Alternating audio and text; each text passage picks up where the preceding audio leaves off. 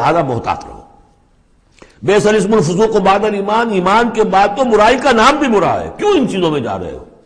تمہیں تو ایمان کو سمجھنا چاہیے کہ اللہ نے تمہیں اتنی بڑی فضیلت دی ہے تو ان گندگیوں کی طرف جو ہے تم متوجہ ہی نہ ہو۔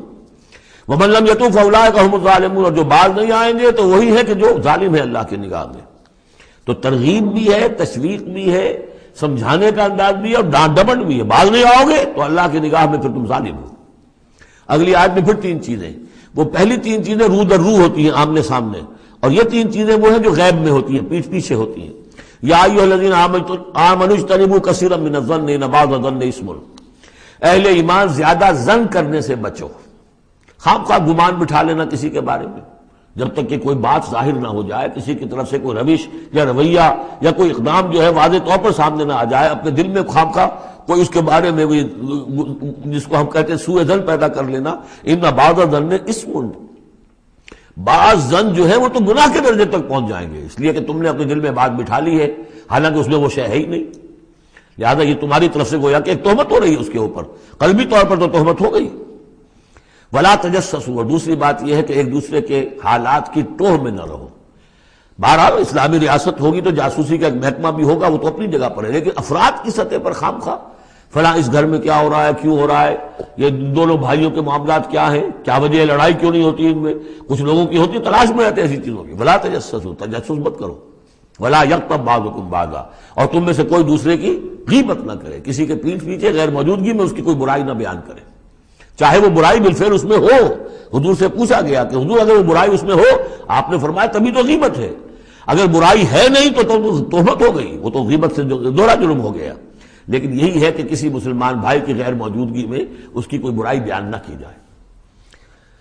اَیُحِبُّ أَحَدُکُمْ أَن یأکل لحم أخیہ میتا، کیا تم میں سے کوئی شخص اسے پسند کرے گا کہ وہ اپنے کسی مردہ بھائی کا گوشت کھائے؟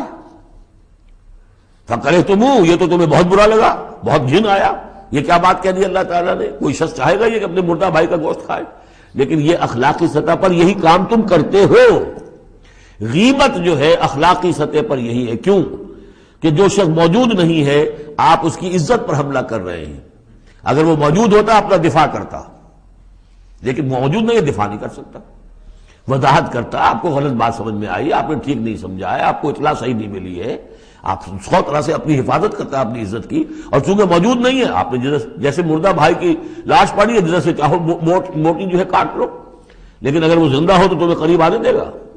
یہی ہے مثال۔ اَیُحِبُّ أَحَدُکُمْ أَن یأکل لحم أخیہ میتا فَکَرِہْتُمُوہ وَاتَّقُوا اللَّهَ إِنَّ اللَّهَ تَوَّابٌ رَحِیمٌ، اور اللہ کا تقوی اختیار کرو، اللہ تواب ہے، توبہ کا بہت قبول فرمانے والا، اور رحیم ہے، بہت رحم فرمانے والا۔ تیسرا حصہ اس سورہ مبارکہ کا جو آ رہا ہے یہ عظیم ترین مضامین پر مشتمل ہے۔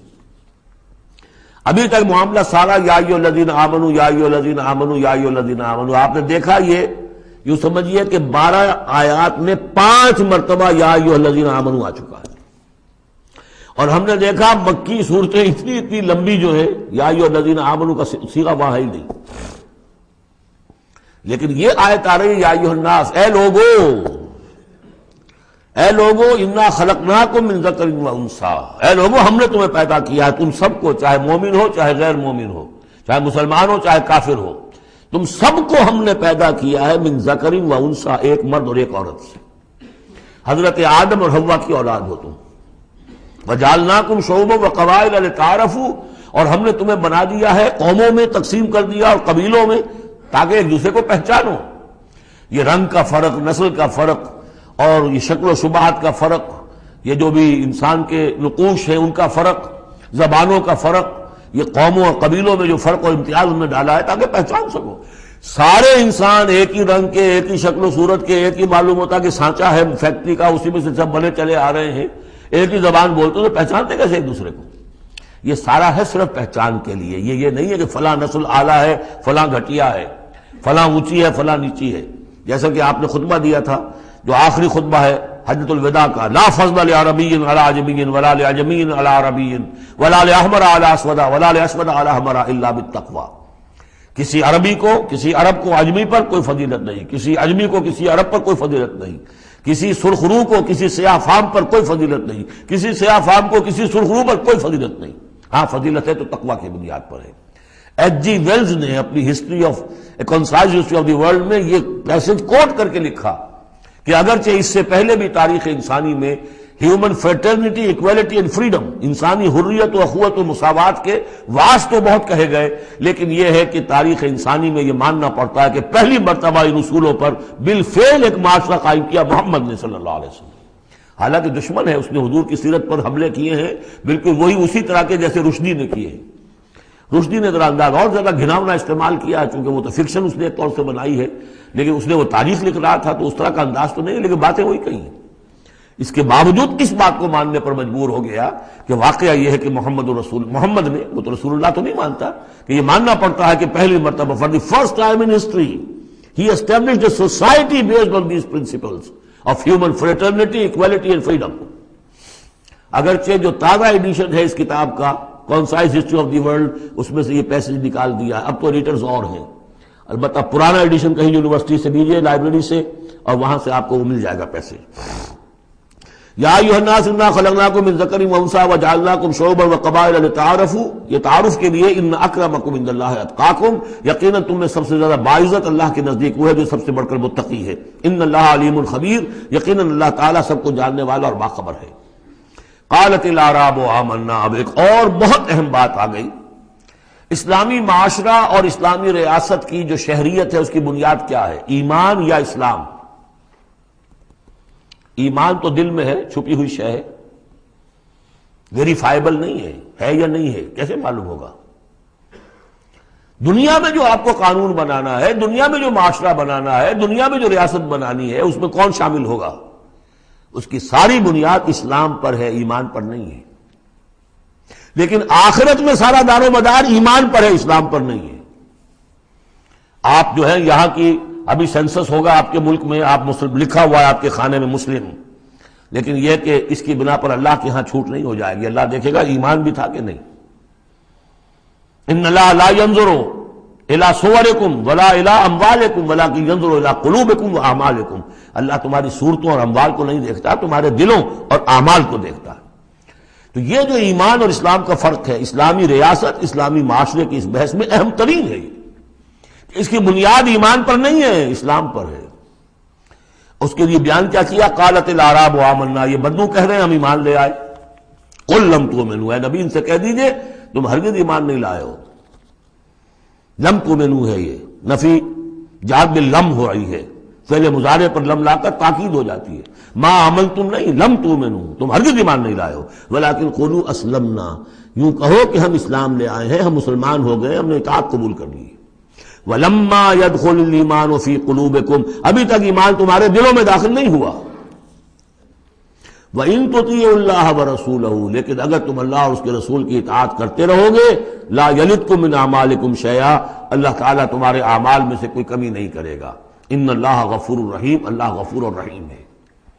یعنی قانون تو یہی بنتا ہے، اصول تو یہ بنتا ہے، جب تک ایمان دل میں نہ ہو تو کسی کا کوئی عمل قبول نہ ہو۔ لیکن اللہ غفور ہے، رحیم ہے، اس کی شان غفاری اور اس کی شان رحیمی کے صدقے سے اللہ نے تمہیں یہ رعایت دی ہے کہ اگر نفاق نہ ہو، چاہے ایمان ابھی دل کے اندر راسخ نہیں ہے، لیکن اللہ اور اس کے رسول کی اطاعت کرتے رہو، اگرچہ یہ اطاعت ہوگی total obedience, partial obedience is no obedience, it has to be total. ادخلوا فی السلم کافہ، اسلام میں بھی جزوی داخلہ جو ہے قبول نہیں ہے، پورا کا پورا ہم تن سموچے۔ لیکن بہرحال اسلام تو یہ ہے۔ اب اگر تم جاننا چاہو کہ مومن کسے کہتے ہیں تو سن لو، اس کی ڈیفینیشن یہ آ گئی۔ اب یہ میں نے سورہ انفال کے دوران بھی اس کو وضاحت کیا تھا کہ اس کے دو حصے جو اس ڈیفینیشن کے، سورہ انفال میں دوسری آیت، دوسری تیسری، اور ادھر آخر سے پہلی آیت جو ہے اس میں ان کو دونوں کو علیحدہ کر دیا گیا۔ یہ ہے گویا کہ comprehensive definition of a Muslim, of a momin. Who از اے مومن؟ انما المؤمنون الذین آمنوا باللہ ورسولہ ثم لم یرتابوا، مومن تو بس صرف وہ ہے جو ایمان لائے اللہ پر اور اس کے رسول پر، پھر شک میں ہرگز نہیں پڑے۔ لم یرتابوا، پھر وہی جہاد میں لم، ہرگز کوئی شک نہیں پیدا کیا، یعنی یقین بن گیا، ایمان دل کے اندر راسخ ہو گیا۔ جیسے کہ فرمایا صحابہ کرام کے بارے میں، وَلَٰكِنَّ اللَّهَ حَبَّبَ إِلَيْكُمُ الْإِيمَانَ وَزَيَّنَهُ فِي قُلُوبِكُمْ، تمہارے دلوں میں کھبا دیا اس نے۔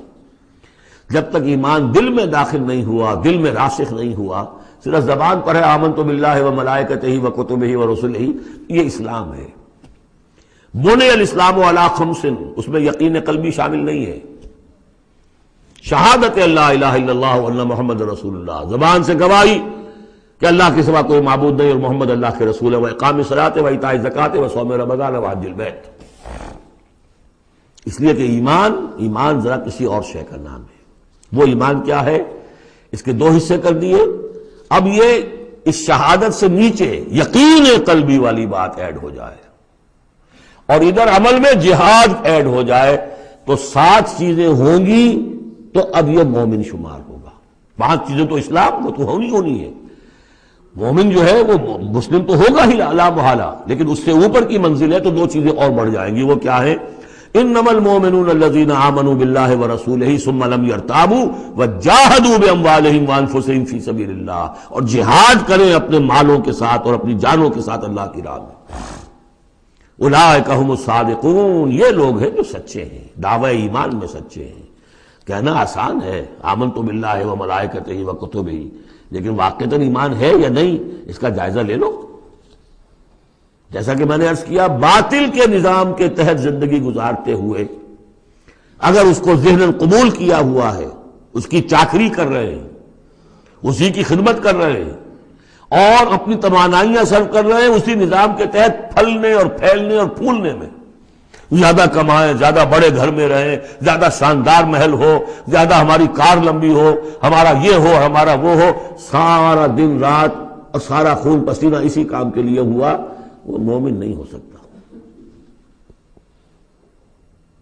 غلبہ باطل کے تحت انڈر پروٹیسٹ رہنا پڑے گا، ایسے رہنا ہوگا جیسے کہ جیل میں انسان رہتا ہے۔ الدنیا سجن المومن و جنت الکافر، اور یہ کہ اپنی توانائی میں سے منیمم سبسسٹنس لیول پر جو آپ کے وجود کو برقرار رکھنے کے لیے ناگزیر ہو، اس حد تک تو اپنے وقت اور توانائی اور اپنی قوت اور صلاحیت میں لگائے آپ اپنے اور اپنے اہل و عیال کی ضروریات پوری کرنے کے لیے۔ باقی سارا وقت، ساری صلاحیت، ساری قوت اللہ کے دین کو غالب کرنے کی جد و جہد، نظام باطل کو جڑ سے اکھیڑ کر پھینک کر اور اللہ کے دین کو قائم کرنے کی جد و جہد۔ اگر یہ نہیں ہے، اگر یہ نہیں تو بابا پھر سب کہانیاں ہیں، پھر یہ اسلام کا دعویٰ ہے۔ اسلام تو ہے، مانے گا تم دنیا میں تم مسلمان عورت سے شادی کر سکتے ہو، مسلمان باپ کی وراثت تمہیں مل جائے گی، قانونی حقوق سارے تمہارے مسلمانوں کے ہوں گے، اسلامی ریاست میں تم مکمل شہری شمار ہو جاؤ گے، لیکن مومن شمار نہیں ہوگے اللہ کے ہاں۔ قالت الاعراب، یہ آیات تو ایسی ہیں کہ یہ یاد کر لیجئے آج کی رات۔ قالت الاعراب آمنا قل لم تؤمنوا ولكن قولوا اسلمنا، معلوم ہوا علیحدہ کر دیا ہے، بالکل واحد مقام ہے یہ قرآن مجید کا جس میں اسلام اور ایمان کو یوں کر دیا علیحدہ، کہ ایک گروہ ایسا بھی تھا جس کے بارے میں کہا گیا ایمان تمہارے دلوں میں تاحال داخل نہیں ہوا۔ البتہ اس آیت سے بعض لوگوں کو یہ مغالطہ ہو جاتا ہے کہ یہ منافقین کی بات نہیں ہے، اس لیے کہ منافقین کا تو کوئی عمل قبول نہیں اللہ کے ہاں۔ یہاں کہا جا رہا ہے کہ اگر تم اللہ اور اس کے رسول کی اطاعت کرتے رہو گے اللہ تمہارے اعمال میں کوئی کمی نہیں کرے گا۔ تاریخی پس منظر سمجھ لیجئے، جب اللہ تعالیٰ نے عرب میں حضور کو غلبہ عطا کر دیا، اذا جاء نصر اللہ والفتح ورأیت الناس يدخلون فی دین اللہ افواجا، اب ظاہر بات ہے کہ تمام قبائل کے اندر بیٹھ کر مشورے ہوئے، it's no use continuing resistance, اب تو بہرحال فیصلہ الفتح محمد کو ہو گئی ہے، اب ہم مقابلہ نہیں کر سکتے، کوئی اور راستہ نہیں، جاؤ اور جا کر وفد بھیجو اور اطاعت قبول کر لو اور اسلام قبول کر لو۔ تو وہ اطاعت بھی تھی اسلامی ریاست کی، ساتھ ہی اسلام قبول کرنا بھی تھا کہ ہم نے مان لیا جی، اس لیے کہ وہاں سے تو الٹیمیٹم آ چکا تھا جو سورہ توبہ میں ہم پڑھ چکے ہیں کہ یہ صرف 4 مہینے کی مہلت ہے، اس کے بعد اگر تم ایمان نہ لائے تو فَإِذَا انْسَلَخَ الْأَشْهُرُ الْحُرُمُ فَاقْتُلُوا الْمُشْرِكِينَ حَيْثُ وَجَدتُّمُوهُمْ، تو اس کے بعد ایمان لانا ان کے لیے لازم تھا اگر رہنا عرب کے اندر۔ لیکن یہ کہ ان میں 3 طرح کے لوگ تھے، ایسے بھی یقیناً تھے جو خلوص دل سے ایمان لائے، ایسے بھی لوگ تھے جو دھوکہ دینے کے لیے ایمان لائے، جان بچانے کے لیے۔ یہ 2 ہو گئی ویلیوز، پازیٹو اور نیگیٹو۔ بیچ میں پازیٹو اور نیگیٹو کے مابین ایک زیرو لیول آتا ہے۔ زیرو لیول وہ تھا کہ دل میں نہ دھوکے کی نیت ہے، نہ حقیقتاً ایمان دل میں پیدا ہوا ہے، لیکن اسلام لے آئے، ٹھیک ہے ہم تیار ہیں، وہ ہے جن کا ذکر کیا جا رہا ہے۔ قالت الاعراب آمنا قل لم تؤمنوا ولكن قولوا اسلمنا، تم یہ کہو کہ ہم اسلام لے آئے ہیں، ولما يدخل الايمان في قلوبكم، ابھی تک ایمان تمہارے دلوں میں داخل نہیں ہوا، وَإِن تُطِيعُوا اللَّهَ وَرَسُولَهُ لَا يَلِدْكُم مِّنْ أَعْمَالِكُم شَيْئًا، اگر اللہ اور اس کے رسول کی اطاعت کرتے رہو گے اللہ تمہارے عمل میں سے کچھ بھی گھٹائے گا نہیں، کم نہیں کرے گا، بلکہ آگے چل کر یہ بات واضح ہو جائے گی کہ اگر اللہ اور اس کے رسول کی اطاعت کرتے رہو گے تو ایمان بھی تمہارے دلوں میں پیدا ہو جائے گا، اس لیے کہ ایمان سے عمل صالح پیدا ہوتا ہے اور عمل صالح سے بھی ایمان پیدا ہوتا ہے۔